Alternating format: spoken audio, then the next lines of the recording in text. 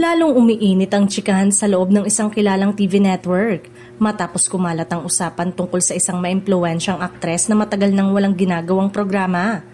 Ayon sa ilang empleyado, tila palaisipan pa rin kung siya ba mismo ang hindi handang magbalik trabaho o kung ang network ang walang planong bigyan siya ng bagong proyekto o baka pareho. May bulong-bulungan kasing may pinagdadaanan pa ang aktres at mukhang hindi pa tamang panahon para ibalik siya sa harap ng kamera. May ilan sa mga staff ang nagsasabing delikado ang timing kung pipilitin siyang magkaroon ng show ngayon, lalo na't sensitibo pa ang mga bagay na kinakaharap niya.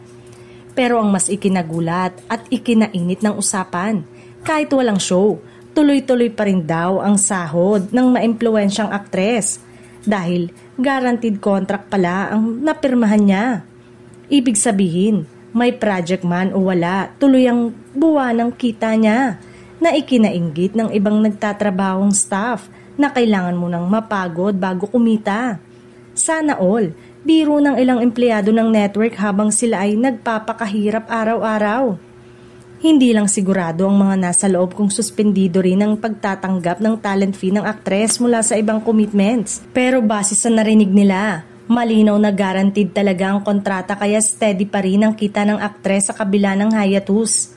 Dahil dito, hindi maiwasang pag-usapan ng aktres lalo na ang mga trabahong nasa likod ng kamera. Para sa kanila, hindi man nakikita sa TV, hot topic pa rin si maimpluwensyang aktres sa loob ng network.